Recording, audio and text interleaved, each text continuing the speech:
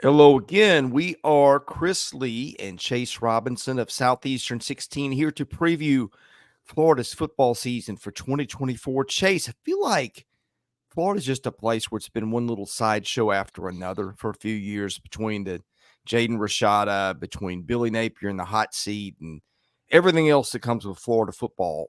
And the schedule has been a big talk of things to it. I'm going to drop a stat on you at the end that's going to blow your mind about the strength of schedule that Florida's going up against. But I think quietly, there's a pretty solid football team underneath all that. I'm very intrigued to see how the Gators season goes. Yeah, and I think you go a number of different ways, and because of the big schedule or tough schedule, that's been the talk. But yeah, there's talent on this team. There's no doubt about it. They're not going to be a pushover this year, and we'll see as we dive into this.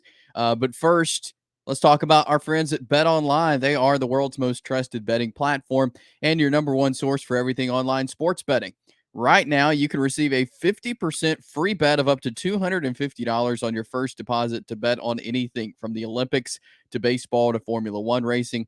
Bet Online has every stat, every matchup, and even live odds and spreads while the games are being played. When the game's over, you can go to the online casino and get in on a game of blackjack or poker or unwind with one of the over 150 slots games. Head over to the website today to get in on the action. Use promo code BELIEVE, BLEAV, for your 50% free bet credit on your first deposit up to $250. Bet Online, the game starts here. Let's start at quarterback. I think Florida's got, I don't know, maybe the most underrated player in the league in Graham Mertz. You're not seeing him on any preseason All SEC lists. I mean, it is a beauty pageant of a season for quarterbacks. But you look at the numbers a year ago, completed 73% of his passes, 20 touchdowns, 3 picks, 2,903 yards, over 8 yards an attempt. Just so solid. Now, he's not going to run much, as we know. And he did lose a first-round receiver, Ricky Pearsall, to the NFL. But I just like what Graham Mertz gives them, Chase. Yeah, and I feel like he's a under the radar guy. Like, yeah, people know about him, but he doesn't get talked about a lot. There was a lot of hype going into last year about him, but I feel like he had good numbers. He's consistent, but I think it's what people are, and I feel like what I'm concerned about is the guys around him. And he does have talent, but is there enough around him? But I think Graham Mertz as a whole is a good quarterback, and that 73% completion rate really stands out to me. Like he gets the Mm-hmm. job done. He is efficient as a quarterback. So yeah, he's losing guys around him. Ricky Pearsall to the NFL is a big loss for them at receiver. But I think they do have the guys who can step up around him to help get the job done. But I think he does fly under the radar a little bit more than I feel like he should. The backup situation there is kind of interesting, too. They've got DJ Lagway, who was the number 3 player in the country, signed at quarterback, a big kid, 6'3", 239, consensus 5-star, and then kind of an under-the-radar guy, Clay Millen, whose father was an NFL quarterback.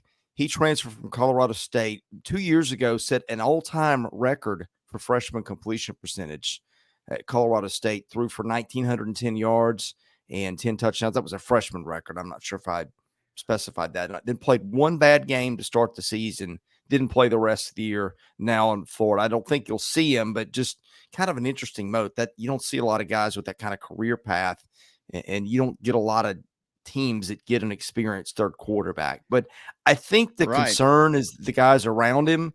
I'm maybe a little bit more concerned about the offensive line, although I think they did some nice things in some spots. But I mean, you've got a nice start. You got Montreal Johnson, who, according to some, is the best running back in the league. You got Eugene Wilson III, who is a budding star. You hit the transfer portal to get experienced guys from Arizona State again, which is where they got Pearsall, and Chemire Dike from Wisconsin. So I feel like they've got some numbers here. I don't know that there's a Percy Harvin in this group, but they got some guys who can play a little bit. They do, and I like Montreal Johnson. I think he could be a top 3 or 4 running back in the SEC. I really do. He's taken over for Travis Etienne, who's moved on to Georgia. So Montreal Johnson has kind of become the go-to guy at running back. He's not as explosive at Etienne, but he's capable of being up there like he was. So I think a lot of success is going to start with running the ball for Florida.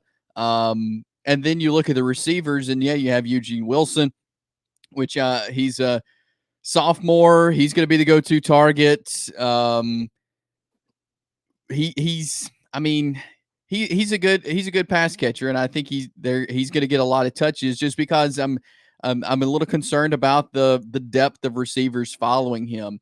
I think though you have some candidates of guys who could have breakout years that we may not be talking about right now heading into the year, but that we will be talking about because I think Graham Mertz will get them the ball a lot.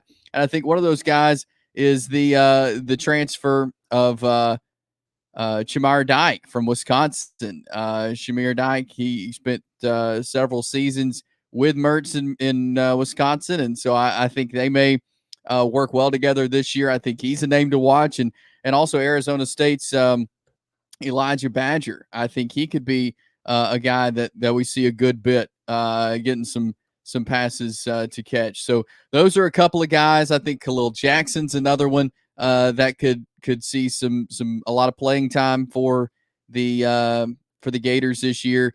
But just kind of making sure they spread the ball out some. Eugene Wilson can't be the only target, but I think Dike is a great addition for Florida coming from Wisconsin. And if they've played together, it won't take them as long to gel. That is Mertz and Dike. So I think that could be a really good addition to the wide receiver room. Yeah, their leading guy in terms of yards last year anywhere was Badger from Arizona State, who caught 713 yards of balls. Wilson is getting a lot of preseason all SEC love. You might like to see a little more explosiveness out of him. 8.8 yards a catch a year ago. So he's going to be returning kickoffs and punts for them too. So that's something to watch. The offensive line, Chase, I think their bell cow is probably going to be their left tackle, Austin Barber, who was an 8-game starter last year at left tackle. They've got Devon Manuel at Arkansas, who started 4 games for them at left tackle, backing him up. They got Brandon Crenshaw-Dickson on the other side from San Diego State, where he was a 12-game starter. And in between, Damian George at right guard might be their most talented guy. He started, I think, his career at Alabama. Jake Slaughter at center is experience. It's not a line that just blows you away with talent, but you look down and they've got a lot of guys that have played there or played elsewhere, which is a good start. It is. You're right. And,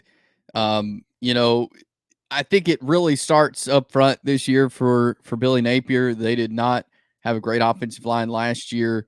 If you compare numbers to 2022, they allowed 22 more sacks last year than 2022 and 1.24 fewer yards per carry than 2022. So it's kind of gone down. So they had a lot of work to do in the offseason on the offensive line. And Austin Barber, I think, is going to be key this year for Florida. And him staying healthy, I think, is going to be a big. He's struggled with injury here and there. And so I think getting him back to 100% is going to be big for Florida. Also, San Diego State transfer in Brandon Crenshaw-Dickson. I think he might be big this year for Florida, having him step in there and there at right tackle. He's started a lot of games, not in the SEC, but he's started a lot of football games. So I think that could be huge as well. But this is such a crucial year for the offensive line because we talk about Graham Mertz. He's a great quarterback, very efficient guy. We talk about the players around him, but if this offensive line doesn't hold up playing the schedule that they do, it's going to cause a lot of difficulties for the offense, difficulties that they really don't need in a year like this year there for the Florida Gators. Well, defense has been just as big of an issue, maybe a bigger issue. It's just not the traditional Gator defense that's been so good. You look across the board, they don't have the dudes that they've traditionally had. The superstars, the first-round NFL picks. No, that said, they got some good players. They got Javon Marshall at corner, who's going to be a top 100 pick in the draft probably. Shamar James at linebacker, Hopefully he's a little healthier than last year. He's getting some preseason All-SEC love, and they kind of did some things in the portal. Well, not really in the portal on the defensive line, although if you want to go back a couple of years, you could say they did. Certainly did some things in the portal at defensive back. But what's your overall impression of this defense? Well, you look back again to last year, the last 5 games, they averaged 38.2 points in those last 5 games. Napier had to make a change. He got rid of his defensive line and secondary coaches. He hired Ron Roberts to coach linebackers when Jay Bateman left for Texas A&M, and so they've tried to get a good staff in to get better talent and use the experience they have. So I look at the front on the defense, and I really like Kelby Collins and TJ Searcy. I think those guys are going to be huge and play big roles this year, just from what I've been reading as far as what's going on down in Florida. I think they're going to be big. And then also safety Jordan Castell, I think he's going to be a major player for these guys this year as well. He had a good year last year, 60 tackles, and I think he needs to build on that this year. But yeah, it's going to be an interesting year for the defense, just because they've got some new staff members there on the defense. They struggled towards the end of the year. Can they get some momentum to start the year? I think is going to be big. Yeah, they did get some guys out of the transfer from Washington, Tulane, Penn. But they've got to they've got to build on some things, and they've got to get some momentum, and we've got to see a better defense than what we saw last year, especially the second half, or they're not going to be able to hold up against the schedule. They do have some depth on defense. I think not as much, though, as they would like, again, for the schedule that they're facing. I feel like a lot of it goes back to it's going to be a tough physical year for Florida. Can the depth hold up on defense, I think, is a big question. The defensive line is interesting, Chase. Not an all-star candidate in the bunch, but man, they're big. I mean, you get your hands up, you're going to have a hard time getting passes off over this group. Most of them run 6'4" to 6'6" for whatever that's worth. It's the biggest nose tackle tandem in the universe with Cam Jackson, who runs 6'6", 342, and Desmond Watson, 6'5", 449. Both those guys have been there a while. Jackson transferred in from Memphis, I think, 2 years ago, and is a returning starter. They got LJ McCray coming off the edge. You could see him challenge Searcy for some time. He was a near consensus 5-star recruit, maybe a top 10 guy in the class, according to some people. And then they had a couple of guys, Joey Slackman, not a name that you hear talked about, but he was the defensive player of the year in the Ivy League last year at Penn. They'll stack him at defensive tackle, I think. And they get a kid named George Gumbs, who played at Northern Illinois, and kind of an interesting story. 2 years ago, he was a tight end. They moved him to defense last year. He started 7 times, 6.5 tackles for loss, 3.5 sacks. So a kid who is very raw in terms of his development. But I think you start looking at the defensive line, and while there's not names that jump off the top like you see at Georgia and some other places, I do think they've got a lot of guys who seem like maybe they can play. Yeah, and I think that's going to be important. Like you can turn yourself into kind of an all SEC guy, and that's what they're going to be working for. There may not be any going into the year, but they can sure play like them. And so I think that's what they're going to be looking for, guys to step up on this defensive front, because I feel like that's where it all starts. Like they've got some talent, and they've got some guys who've played a lot of games, and so let's use that experience, and see what they can do. But yeah, I think it's going to be an important year for the defensive front, and really the defense as a whole for Florida. Because again, we talk about their schedule, we talk about kind of the high-powered offense that the SEC has at this point, and Florida's going to have to be ready to play week in and week out. And I feel like the secondary is in a good spot. Again, there may not be a lot of big names, but their ball players back there in the secondary. I think that could be a strength for this team. I really do. Yeah, they really hit the portal at safety. Asa Turner at Washington, probably going to be the starter, had issues staying healthy there. Started 6 times in 7 games. Last year was an honorable mention All Pac-12 guy. 2 years ago when he also missed some time to injury. They've got the Bridges kid, Trikweze, I guess it is, from Oregon, who was a part-timer there for the Ducks a year ago. You mentioned Castile, the returning starter, who was a preseason All-SEC potential guy. And then they got DJ Douglas, who started 12 or 13 games at Tulane last year, had 3 interceptions there. So they got some ball hawkers, it feels like, in that secondary. And that's, look, when your defense isn't getting stops, I think it feels to me like their pass defense is just going to be better. They've got so many more experienced bodies. I mentioned the challenge of getting the throw off over those taller guys. On paper, feels like they're going to get better there. Hey, right, and they need to, and I think they will. Like, anytime you're experienced doing something, therefore you're going to get better. And when you have experience back there, I think it's automatically going to get better. So, yeah, I think it'll look much different, much better, and that's a very good thing for Florida this year, and that will definitely help them in the long run. All right, solid in special teams. Jeremy Crenshaw, their punter, returns, averaged 44.1 a kick a year ago. Trey Smack, 17 of 21 on field goals, hit all 29-point afters. He's been on the roster a few years. I think last year was his first year as a starter. Wilson is going to get the return duties, it seems. He has not really done much there, and I do wonder a little bit about, as much as he's going to be relied on offense, how much do you want him returning kicks? But we'll see there. But I teased you on the schedule, Chase, and we've talked about Florida's schedule is hard, but I like to quantify things. All right, the little points above average model we do. Florida's average opponent is 13.4 points above average. That's roughly the equivalent of playing Miami every week, which coincidentally Florida opens with. Now, usually you get a couple of dogs in there. A lot of SEC teams have scheduled an Akron, somebody like that, and that brings that number down a lot. There is no such break for Florida. I'm just going to give you by comparison. The next toughest schedule in the league is South Carolina, 9.3 points above average. On average, Florida is 4 points harder on opponent average than the next toughest SEC team. By comparison, Missouri, 1.7 points above average for its opponents. Wow. That's how ridiculous this schedule is.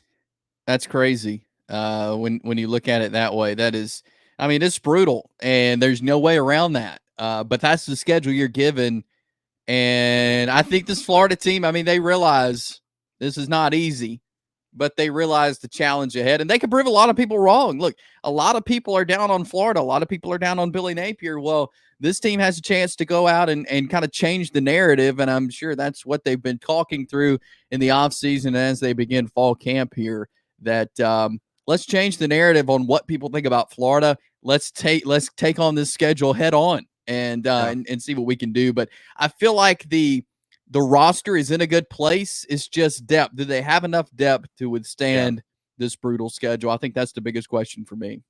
Well, I feel like they at least accumulated bodies who've played. Yeah. Again, you look on the defensive line. It's not a group that stands out, but again, adding Slackman from Penn, he's a guy that people think is going to be maybe a third team guy at defensive tackle. When you get guys that have been playing at that level that are depth, maybe I might disagree a little bit. I feel like they've got some depth in some spots. The secondary, I look down on at corner. Maybe the guys behind their starters have just kind of been unremarkable. So if an issue happens to a Jason Marshall, then maybe you're in trouble. So I think health is going to have something to do with it. But going to be interesting. And back to that schedule, Chase. Most teams are sitting in that. On average, your opponent is about 6 to 7 points above average on an FBS level. Florida is a full touchdown above that week in and week out. It's unreal. So that is, and that's a tough spot to be in. But again, that's what they've been given, and I know they're ready for that challenge. Yeah, I'm ready to see it. I'm going to throw something out at you. Let's say Florida goes 8-4. Let's say Florida goes 9-3. Does a Okay. 9-3 Florida make the playoff? I don't see any three-loss team making the playoff, but it'll be a high bowl bid for them. But no, I don't think so. Okay, a 3-loss Florida team. That means you're going to have. Let me do the math in my head. That means you're going to have at least 5 wins over Miami, Tennessee on the road, Georgia, neutral site, at Texas, LSU, Ole Miss, Florida State. Now you tell me, you go 5-3 against those teams and ace the rest of your schedule. Does that forget the record to the right, the number to the right dash? Is that a playoff team or is it not? I mean, yeah. If you beat those type teams, then yeah, probably. Yeah, no, that's not a prediction. I'm just thinking out loud here because I think this is a fascinating team for this season. So I think it is too. Yeah, for sure. Yeah. All right. Well, we're looking forward to covering the Gators this year. We cover the SEC in football, basketball, and baseball. Literally every week we have weekly shows in football, basketball, baseball. If you like our content, hit the like button. We're not here for hot takes. We're here to do our research and give you informed opinions. We do that across all 3 sports. Tell a friend. And if you're interested in advertising, we got an annual audience in the millions. Email caroline.smith@southeastern14.com. Yes, we're now Southeastern 16, but that will get there. Let her know of your interest and we'll get back in touch with you. For Chase Robinson, I'm Chris Lee. We are Southeastern 16, presented by Bet Online.